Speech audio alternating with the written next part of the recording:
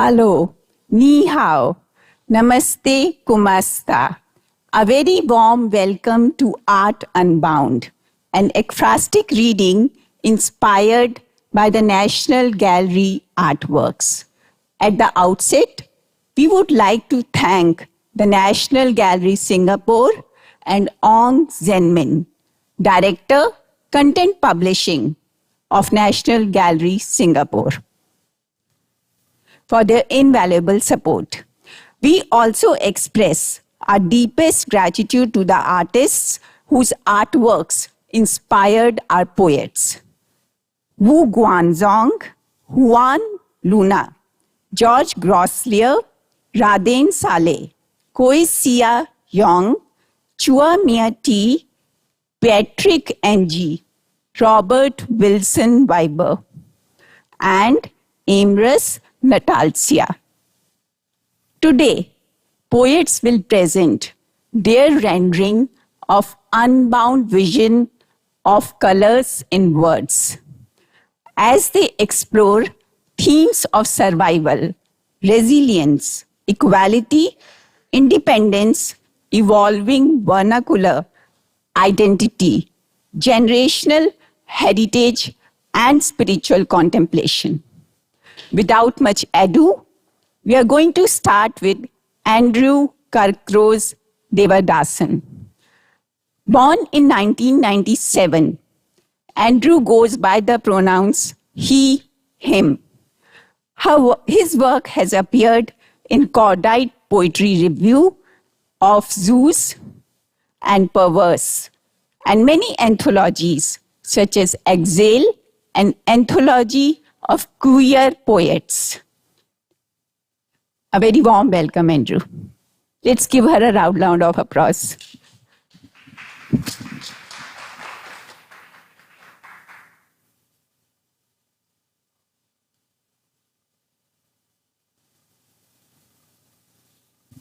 The poem I'll be reading was written after Patrick Ng's self-portrait.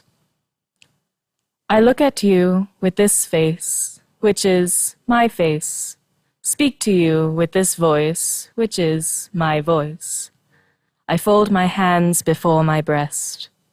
I am wearing skin, which is my skin, or at least a second skin, or at last a leaf bound tight across the meat and glutinous bite of my body. I am wearing skin which was once lotus, once banana, mahogany, tamarind, teak. Pandan steaming through the hazy sunset, wind whipping up as I warp the loom, as I slice onion, guava, fold my fingers to flowery shapes. I face you from this home which is my home, which could be your home too. The wooden deck saturates. Its columns warp and swell, bring forth bracket fungus with its brown and orange rings. I lay down wax just to boil it away, sprinkle salt where I want mottle. I draw new angles to my eyes, carve out fresh contours for my lips. Still, this is my face. Thank you. Thank you, Andrew. Very powerful, very emphatic poem. Can we have you here? Yeah, my skin, second skin, veiled, but it's a lotus. How do you relate to skin as your sense of identity? Thinking about skin and externality is really interesting for me, especially in relation to this artwork. So Patrick Ng has created the self-portrait, but it doesn't necessarily look like his physical body. It was introduced to me as an artwork that crosses gender, crosses race. And so that idea of having skin, externality, that doesn't necessarily show people transparently what they might think you are, believe you are, is really interesting to me. So I am a mixed race person, I am a non-binary trans person, and I feel like what people read from my body may not be what they would understand of me if they knew more about me. And so this idea of a self-portrait that does not directly reflect the body, the external reality, is really interesting to me. Thank you, Andrew. So true. Skin bounds us, yet it liberates us. Next, we have Dr. Rosemary Khoo. Dr. Rosemary Khoo is an educationist, applied linguist, and retired senior fellow at the National University of Singapore. She writes poems for pleasure and remains closeted as a poet of over 200 poems. She writes to understand the world around her and why things happen the way they do. Over to you, Dr. Rosemary.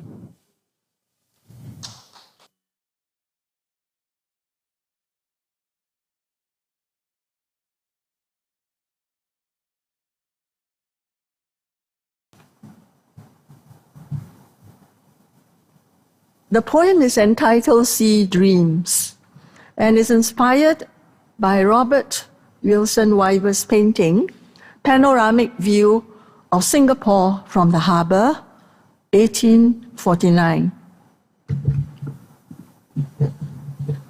The rolling of waves, the timing of tides, the call of the sea, a quickening of quest. You dreamt of empire and dominion, sweet vision of prize jewel for its crown. Stately galleons, steamers, and sailing ships converging on a coveted haven in homage. Your Union Jack triumphant, your race dominant, extending its aura from harbour to hinterland, drawing people living under different skies to dream of life in sun-drenched paradise. We dreamt of nation and independence. Bound as minions enriching colonial coffers, our coolies buckled under weight of cargo, loading it on tongkangs along the quayside, tethered to a life of toil and squalor, released nightly in opium dreams.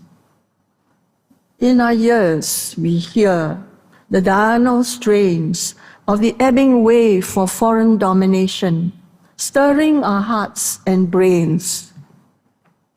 We reclaimed our pride and identity, and on our native soil, built the soaring structures of a modern city with its beckoning coastline of affluence. Our hopes and ideals embodied in a constellation of 5 stars and crescent moon, cresting the waves in calm or stormy sea, harboring the spirit of a shared humanity as we dream the endless dream to be. Thank you, Rosemary. What was the inspiration behind portraying independence through such vivid imagery, yet there is something contrasting about it? I don't know. I really, to tell you the truth, I chose this poem because it downloaded easily. I couldn't download the others. Yeah. And it was clear I could see. And also, I think I like the sea. It is, in effect, boundless, you know. You have the vision, you know, far away and all that. And I have a balcony that overlooks the sea, living along Marine Parade. And so I think it is a very soothing and very, you know, it lulls you. And then you dream, you know, of far-off places. So when I saw this painting, I sort of imagined people like, you know, looking at the shore.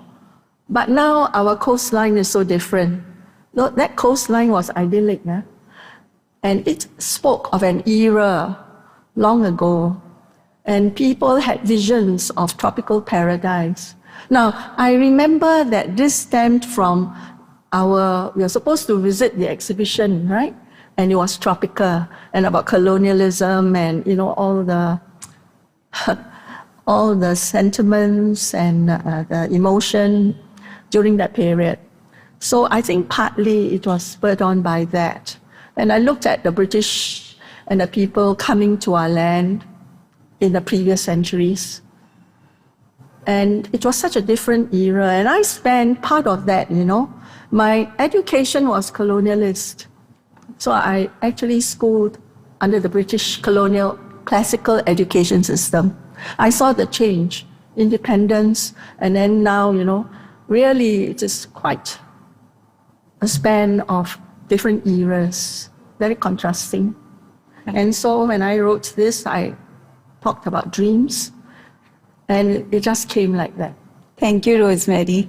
It's so true. You have witnessed changes, and yet the sea is as boundless, as inaccessible as it always is. Thank you. Thank you. Thank you so much.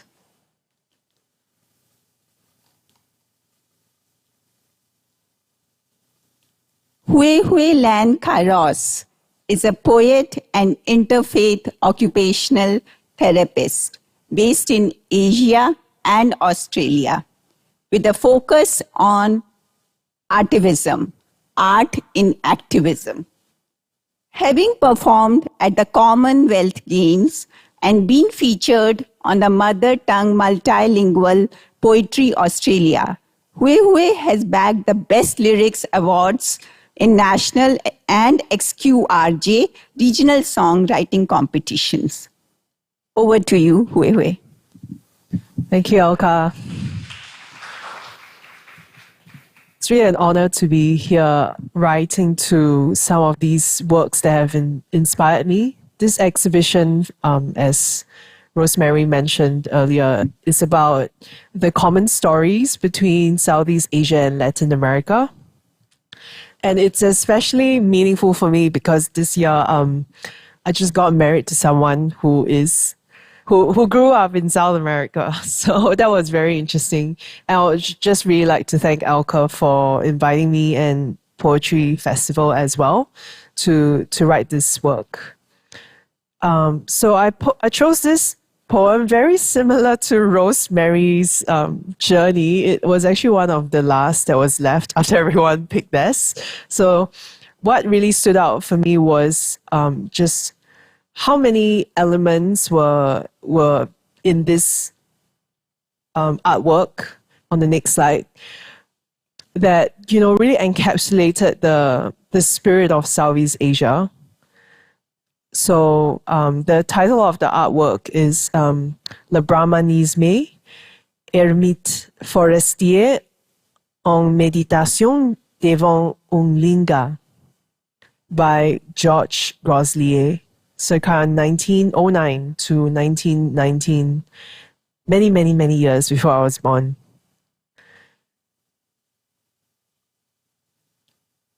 Where our eyes meet, foliage dances to the dunes of dawn. A deep breath lifts you into clear stream.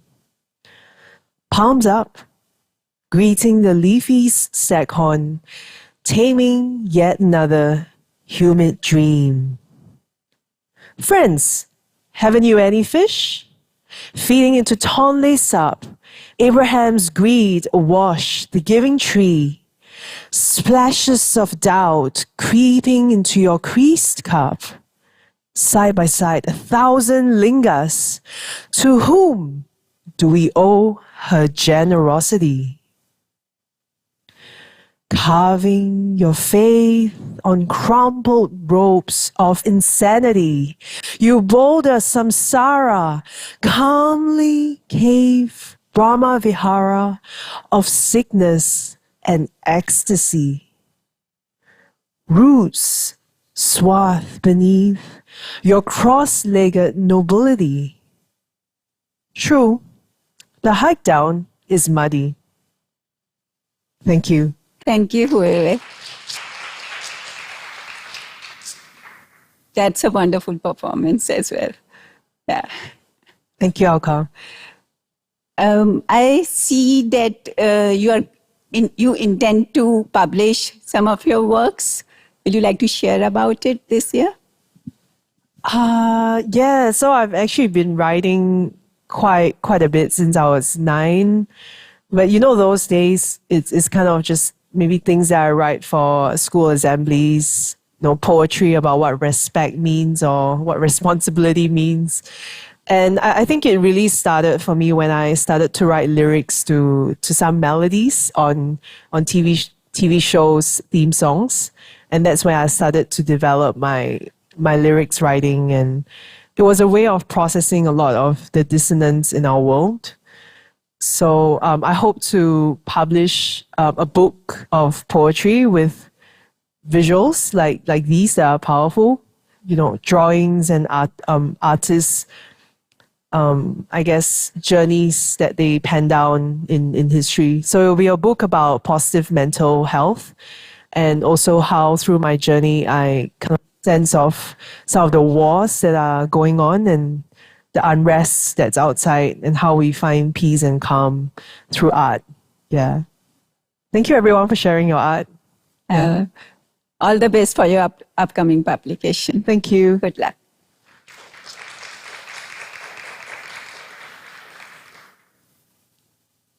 Neil Daswani, a global career banker turned poet, is a naturalized Singaporean of Indian origin.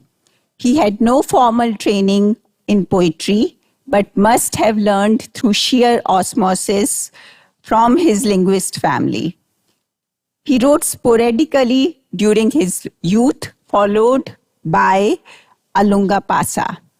Writing from his pandemic purgatory, this banker authored 6 volumes of poetry between May 2020 and March 2022. His poetry has been featured and showcased at several lit fests, most recently at the Glass House Poetry Festival. Neil recently acted in an award-winning art movie, Sahasi, Dateline, Singapore. Welcome, Neil.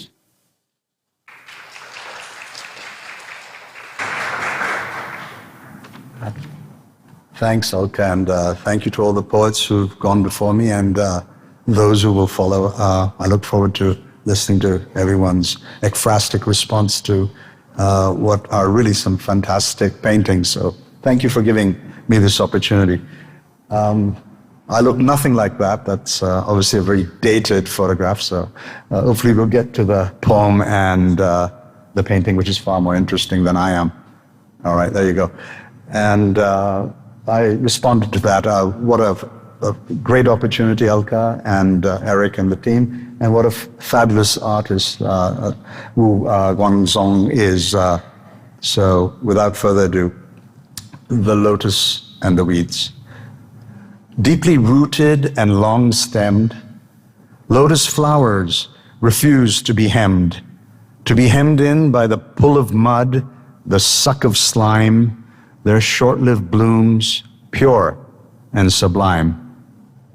In yogic calm, they float alongside weeds, sat above the fray, sediment and seeds, bringing peace in white and pinkish hues, a nightly hiatus, then at dawn, they renew. Thank you. That's me. Thank you, Neil. To be unbound amidst all the challenges and the turmoil of life and float in yogic calm is something not easy to attain. True. Can you say that you have somewhere attained some degree of calmness and peace within yourself? I think I'm still trying. So I think all of us are trying in our own way. And that's the essence of the poem. It's that balance, sort of trying to rise above the fray, stay above the fray, and not be too impacted by the murky, muddy environment you might find yourself in. And there's the opportunity to represent and to feel peace, tranquility, some level of spirituality. And of course, the poem is deeply influenced by my own readings of both Buddhist and Hindu philosophy, for that matter. And it's quite curious how they tackle it quite differently. So you will rarely find blue lotus flowers, for instance, in Buddhism, because that represents an attainment, as you say, of a certain level of wisdom, which certainly personally speaking, I'm still in search of. So that's my take. In the Hindu framework, it's quite interesting that the consort of Vishnu, the preserver, and his royal consort Lakshmi, the goddess, are both represented holding the lotus flower. Curiously, unlike in the Western tradition, the god Vishnu holds the lotus flower in his lower left hand, whereas the goddess Lakshmi holds it in her right, which is very opposite from the right and left. If you just think of the wedding ceremony, the lady's always to the left. So anyway, trivia. All right, thank you. Yeah, feminine energy always leading and the masculine person. Thank you, Neil.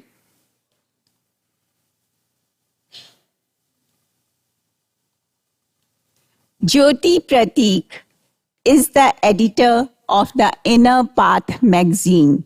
She has authored 4 books of poetry and a book of short stories. Her poetry reflects her meditational insights and encompasses themes of wisdom and simplicity. Her works have been published in various journals, including Stencils, Awakening Times, ALS Sphere magazine. Welcome, Jyoti.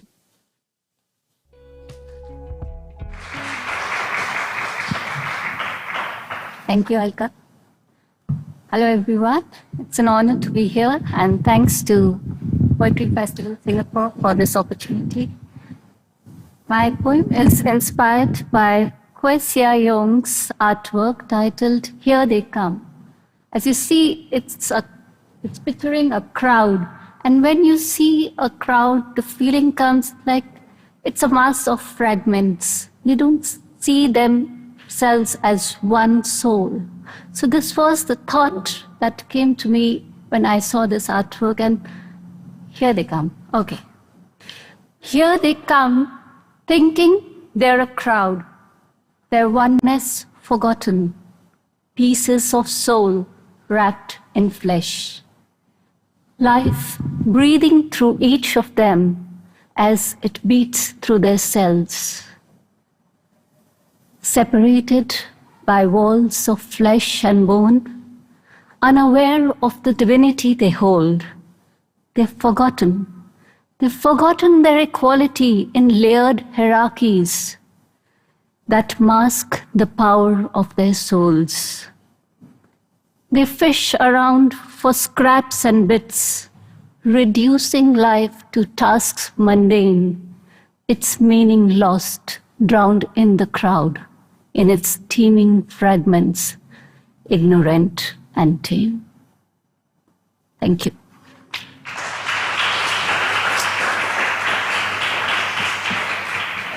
Thank you, Jyoti. How can we remember our equality amidst the hierarchies? Is it possible to always remember our... If we want, everything is possible. But we are so identified with this form and thing that we fail to recognize the unity that we are. We are all one soul. The soul within us is all same. Like shattered glass, if you take the pieces, you can see through only bits. But if you collect it together and unbroken glass, you see the whole picture behind it. So it's like that. Depends how much of the picture you want to see, that you bring the oneness together in your mind. And you can see the whole picture behind it, that is our soul, the unbroken reality that we are. Thank you. Thank you, Jyoti. Very well said. We all are the same universal consciousness. Aneda P. Alcalde immigrated to United States as a child, transplanting her Chilean Puerto Rican roots into Pennsylvania soil. Her poems have appeared or forthcoming in Pyrenees Fountain, the South Carolina Review, Brink, Magma Poetry, and several others. A Macondista, Aneda graduated with an MA in Creative Writing and Literature from Harvard University's Extension School and is a poetry editor of Oyster River Pages. Welcome, Aneta.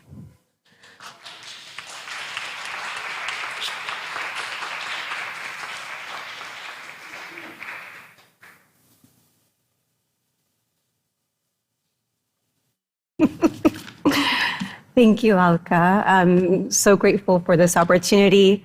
And thank you all for coming out today. My name is Aneda, and I was inspired to write this poem, Paradox, by Raden Saleh's Boschbrand, Forest Fire. I had the privilege of coming to the National Gallery and looking at the artwork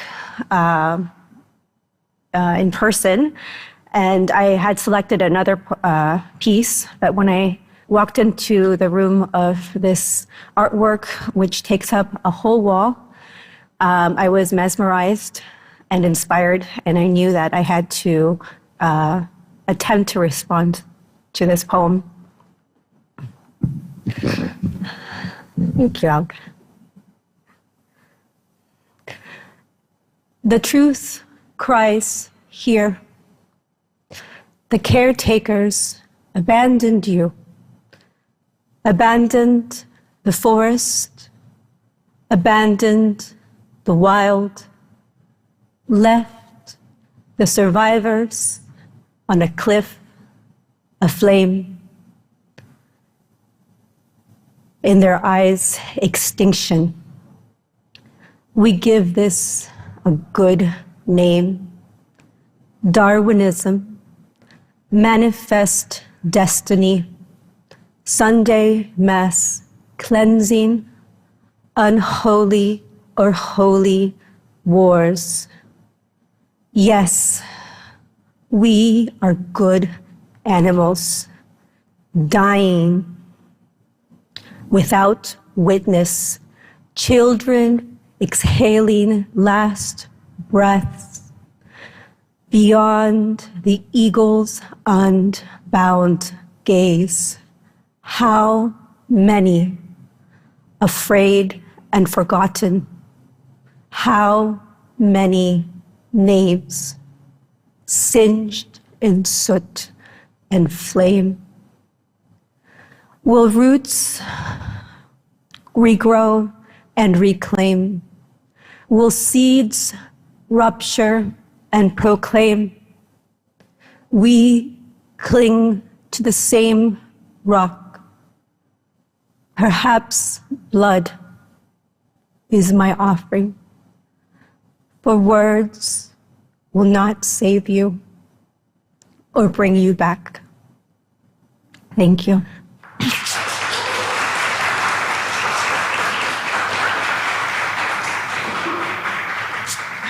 Thank you, Aneda. What one message will you like the audience to take from your poem?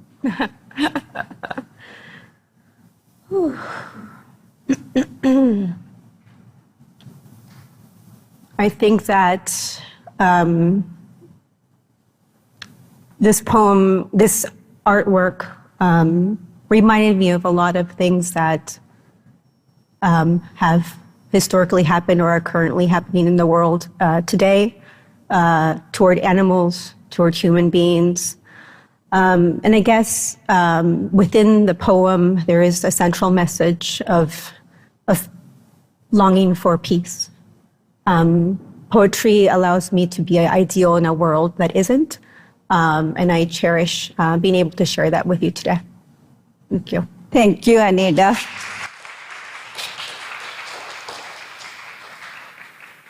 We release ourselves from the shackles through our imagination in writing, but sometimes imagination can become reality also.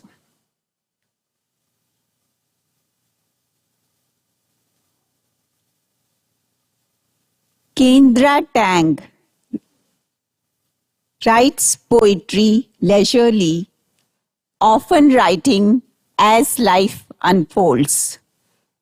An inspiring researcher of history, she works on various heritage projects. She has read her poems at a given grace interreligious poetry reading and among friends.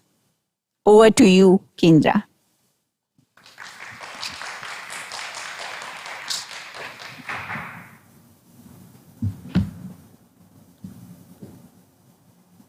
Hi, thank you so much for the opportunity to read cite this poem. So my poem is called A Piece of Home and is inspired by the art piece you see down here. It's called Merdeka yang Terusir dari Tanahnya by the late artist Ambrose Naltasia. A Piece of Home. Those chased away from their lands lie listlessly. Dried leaves swirl like confetti, masking agony gushing from the heart, pretending everything will be better when their everything was wrecked. Those chased away persisted, cuddling and caressing their children, reciting mantra after mantra, hoping things will change. They piece together fragments of home while being tossed away with no place to stay. Those chased away adapted, finding familiarity in new spaces, attending to deep wounds that bleed with time. Those chased away survived, did what they could, so their memory of home remains alive. Thank you.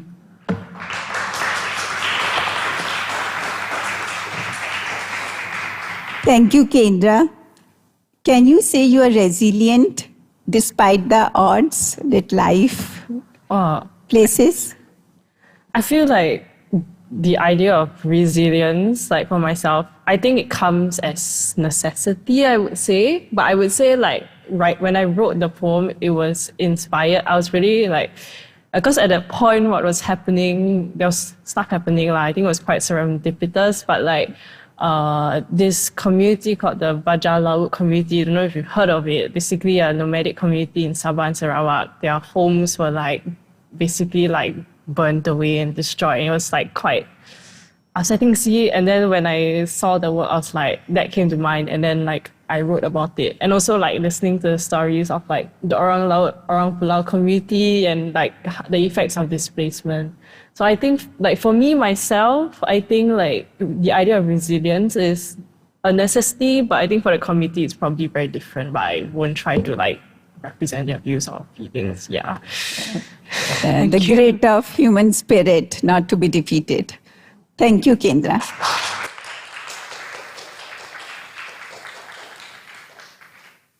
Catherine Candano is a Chinese-Filipina writer.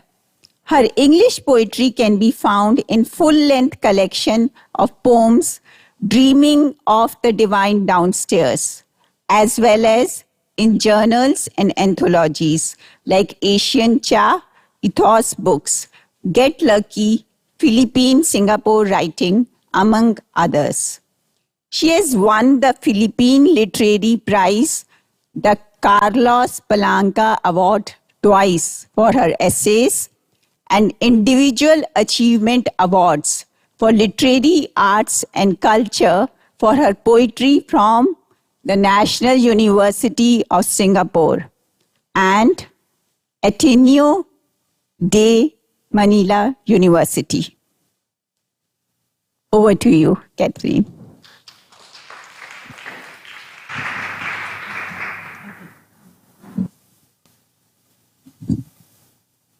All right, it's the perfect height. Hi, everyone. Thank you so much for that gracious introduction, Alka. So I'm excited to read you a poem that is actually inspired by this beautiful artwork that you see. It's called España y Filipinas, which is in Spanish, Spain and Philippines. And it was, I would say, at the time in the 1900s, it was considered a ambition of what the Philippines and Spanish international relations would be in a metaphorical form by a emigre artist named Juan Luna. So I'm excited to share with you the poem inspired by that. The poem is called Gifts for My Daughters.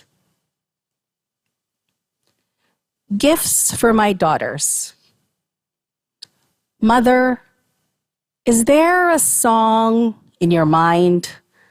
One that plays often, one that triumphs, one that latches silently, a remembrance of your past. I had heard you recount. The nuns used to drill the hymns into you in multiple mother tongues that I never learned. Filipino, Spanish. Sing it to me, or better yet, hum, so the words may no longer matter and everyone can whistle under their breath. Canta, cantar, sing. I hold the nib of the quill pen, its plume feather plucked from a wild bird, poised to write notes down as they fall from your lips before they float away. Sulat, escriba, write. I touch the trampled petals that stained the steps to our home. I can gather them into garlands for my daughter's christening. I said, Manta, mantar, stain. No, you said. We taught the nuns it's best to make merry. Take the torn hibiscus leaves and petals, the pebbles of foot, grind into a paste in a solvent of water with upturned twine dipped into the liquid, pulp and brew. The little ones can blow irreverent, iridescent bubbles at that party. Invention, invention, invention. Thank you very much.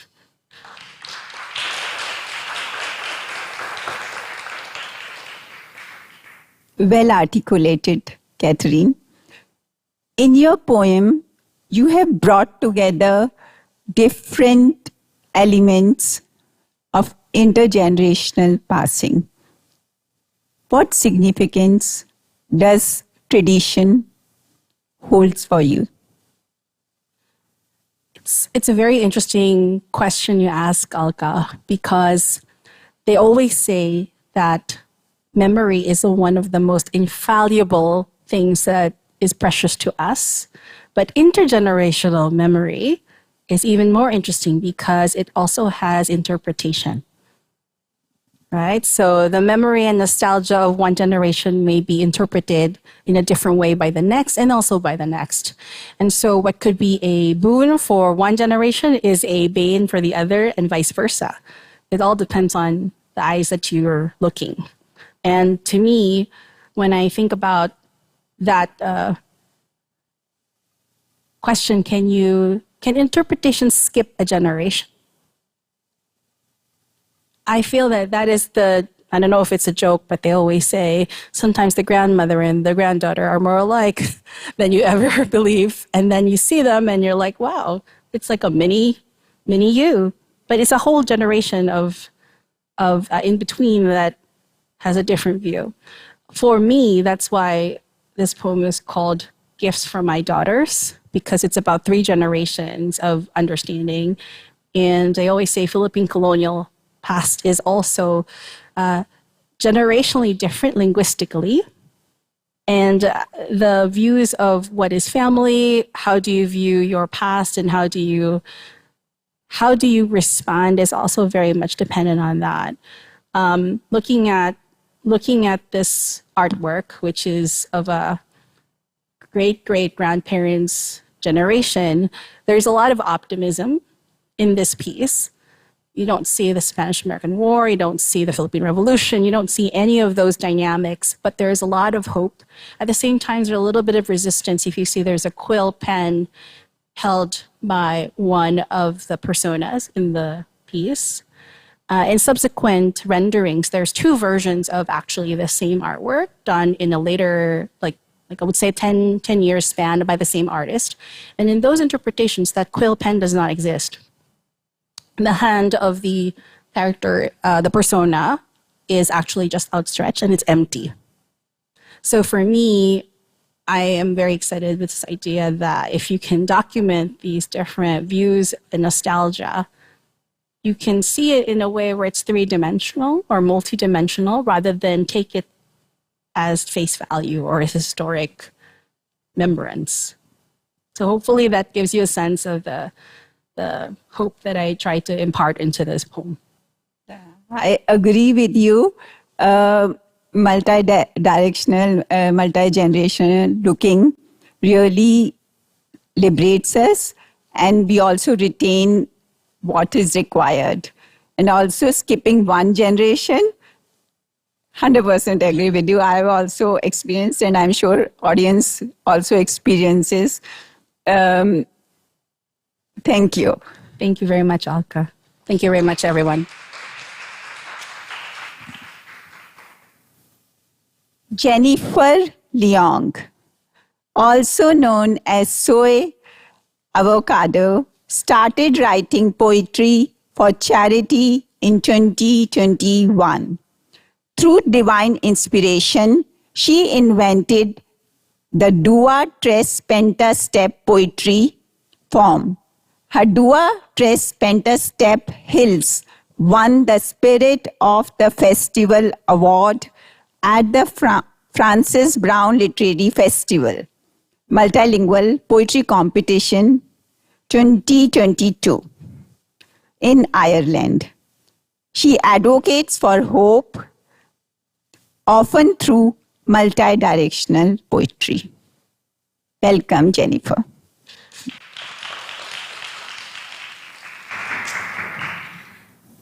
This poem is, thank you so much, Alka.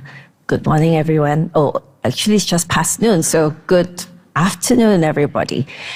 This poem is called Tomorrow's Road Unbound, and it was written after Prometheus wrote Construction Worker. He sits cross-legged in darkness and posits. He hides in the sidelines. Watch.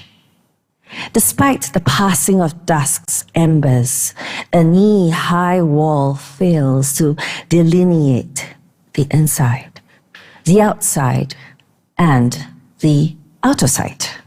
He manages to shrink under his curly hair. The character's parched throat is wrenched as catgut strings tons of salt on his tongue. There is a consistency in changing the tune. His tongue is about to be unbound. Listen. So he can learn to unlearn fatigue. A new vernacular is to be unveiled. A washboard waist anchors ribs in concavity, providing the lattice to fashion activity. He ekes a living, laboring with his hands, gnarled, veined, angry and snarling no other soul has touched. let alone held, for as long as time deigns to tell. The future is still scratching the surface. He hopes to build a home on the road ahead. On a mercury roaring day today, he is forlorn, forbidden from getting water. He is to remain and go nowhere. His task in tarring the road for those others, the unfettered, the unbound, unlike him, hunched with hundreds like him before him. Air attempts entry via the tympanic membrane. The windows of his face have open panes. The eyes are plugged into power sockets to charge piercing cries and haunting stares framed by the musty sound of his heart song, facing light. His nostrils flare, fear yet gawk. Unkept thoughts travel, unravel in revelry. However, they unwind neither zest nor rest. Tense, muscular, ringless, unbound to anyone, committed solely to follow commands, bound to construct tomorrow's road. The narrative is yet unbound in any tome, waiting to be awash with a new morn's light, with lots to draw, redraw, write, and rewrite. This poem is also possible to be read in a twin cinema format. So we could actually not just go column by column, which was what was read earlier. We could go across as well.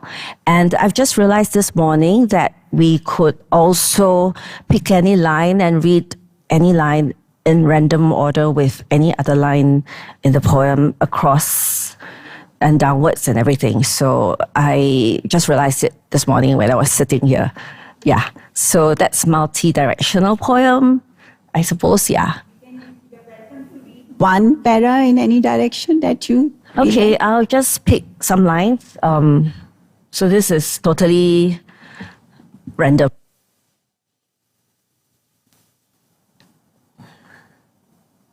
Framed by the musty sound of his heart song, he sits cross-legged in darkness and posits, waiting to be awash with a new morn's light on a mercury roaring day today.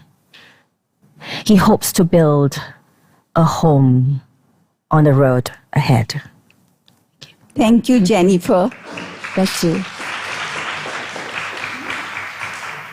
A realistic portrait of construction workers' feelings. What unbound vernacular would you like to see in this world? I would like to see more involvement between different communities in society.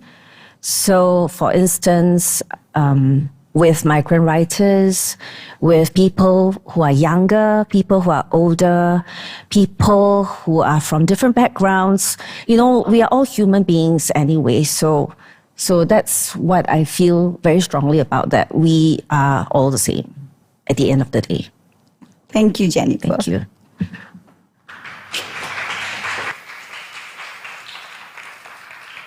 Before we open the floor for audience questions, let us thank Poetry Festival of Singapore and congratulate Dr. Eric Tinsewalias and the entire team on their 10th anniversary celebration. Can we have a loud round of applause for Poetry Festival Singapore?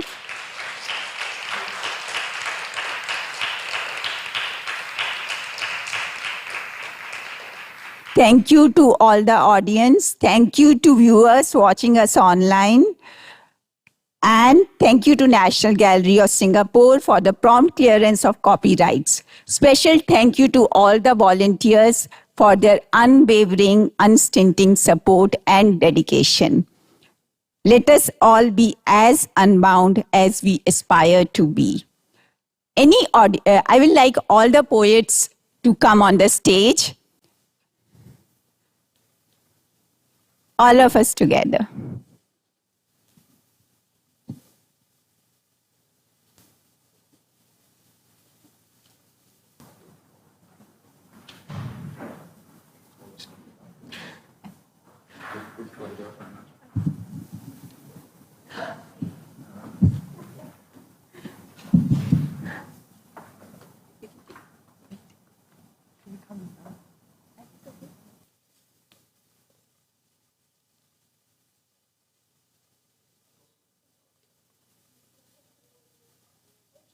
Yeah, yeah. And then we will ask anybody who wants to ask a question. Yeah, a quick photograph.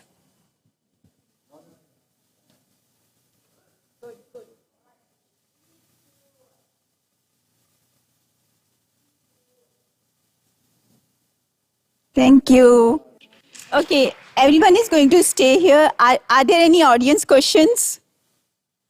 Anybody will like to ask any of the poets?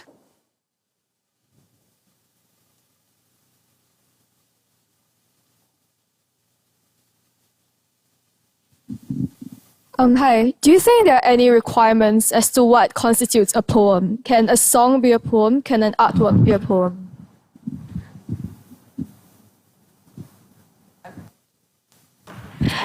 Absolutely. I mean, that's a non-purist point of view. So, and I only just started writing about 3 years ago, and for me, everything qualifies as a poem. Yeah. And also interrelations between, I mean, like all the different arts are actually interconnected, and they can kind of influence what you do in poetry, as in writing poetry, or even in responding to art, like what we have done here today. Yeah. Thank you.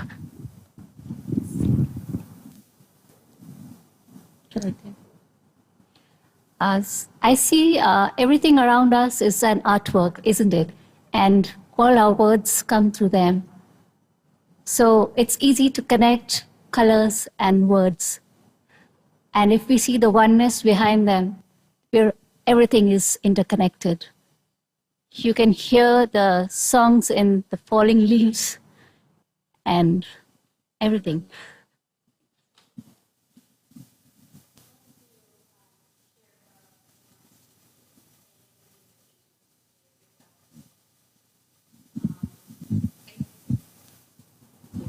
I wanted to share a response to you, but it's an invitation to you, so I would love to hear your thoughts after this. Is it okay? So when you think about art, you always think of it from your senses.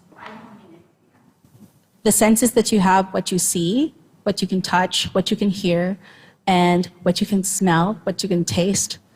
And that's what, for me, art is. It's engaging senses. And different artwork, they're leading with a particular sense. And I think for us here today, it's multisensoral. You can hear, you can smell, you can even feel the sweat coming from, for example, Jennifer's poem, you know, from the construction worker. So these are the kind of dimensions that make a poem a poem. It's the senses, and you can be part of it. And my invitation to you is to invite you to think. When you see a work, what senses do you feel are engaged, and how would you respond?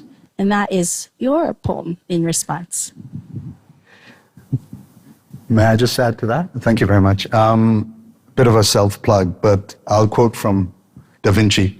So Da Vinci said, painting is poetry that is seen. Painting is poetry that is seen rather than felt. And poetry is painting that is felt rather than seen. And here's the plug. I use that line in my book. It's called Seen and Felt. It's an ekphrastic collection. So. Yeah. Thank you, Neil. I don't know. I think I'd like to add. Any other question? Can I just add something to it? We had 14. Well, afternoon for all of us, and thank you all of on me. So I can ask the question loudly. The way time changes for all of us as we move through time and age, right? Your own poetry, does that transition for you as well? Do you look at your own poetry through a different lens at different stages of your life?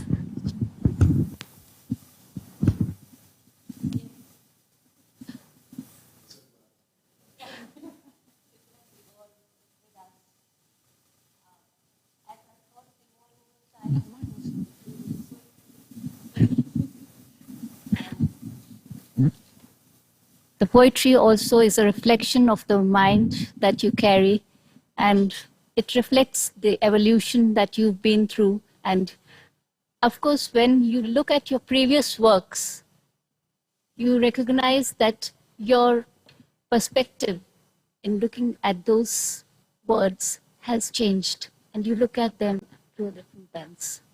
It allows you time travel. So that's the one thing that poetry does. So you can look at something, even though you're, in my case, the wrong side of 60, but I can still sort of reflect back on how I saw things when, say, I was a teenager. It may not be perfect, but hopefully that's part of the joy of poetry, that it won't be perfect, but it will convey something to the reader, and maybe they can fill in the blanks and gaps for themselves. Poetry is, thank you. Poetry is really the history of the heart for us individually and also collectively. You can look back at history, historic moments, and read poets of the times and gather sentiments, ideas, concepts, perspectives that you won't obtain from textbooks or just facts. And I believe the same is true for the individual. As you know, looking back at my own poetry from when I was younger, I can re-engage with what life was like for me at that time in my life. So. We'll take one last question from Aradhana. Thank you so much.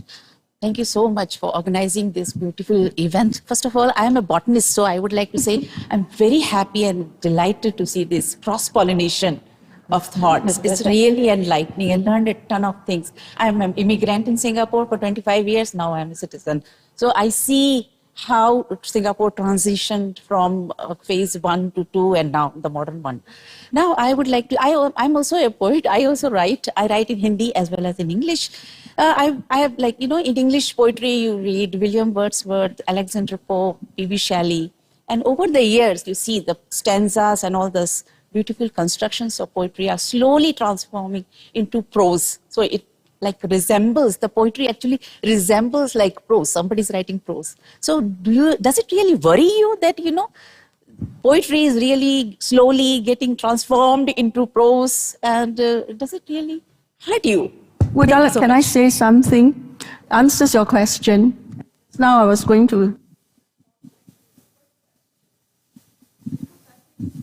Sorry, can you hear me? It's quite... And I really, you know, have been thinking along the lines of some of you.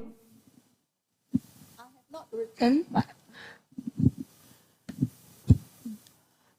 because sometimes I ask myself, what is poetry? Is it really poetry? Being a teacher for many years, 4 decades, I sometimes say, this looks like just prose. Why is it poetry? How is it more special than just prose?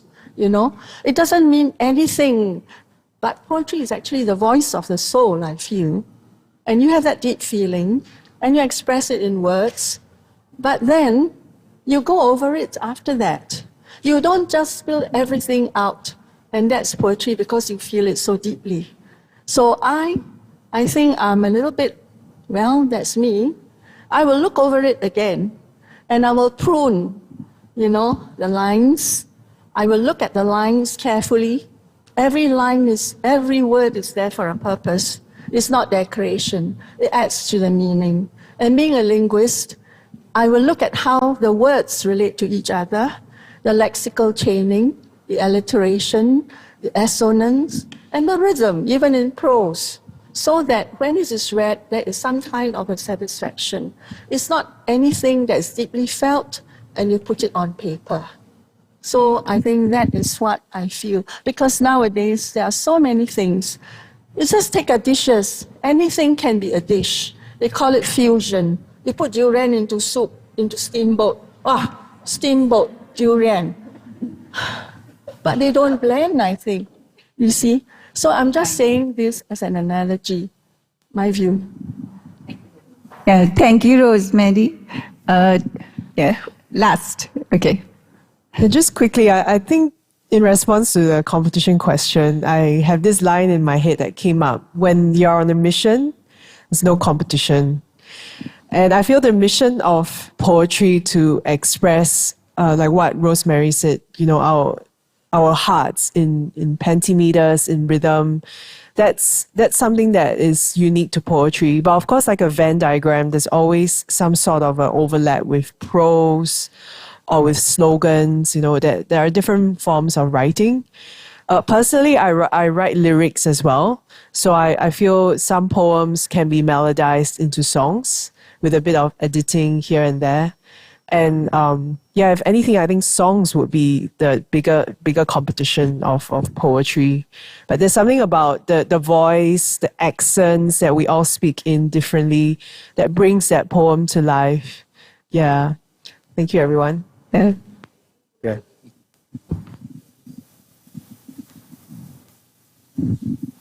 Thank you, everyone, for joining us. There's a book store behind us. Do explore the books and do join us for other events also that are going on at Arts House today, tomorrow, and until 1st as well. So please, whatever event interests you. Thank you so much for being such a wonderful audience today. Thank you. Thank you, poets. Thank you, everyone.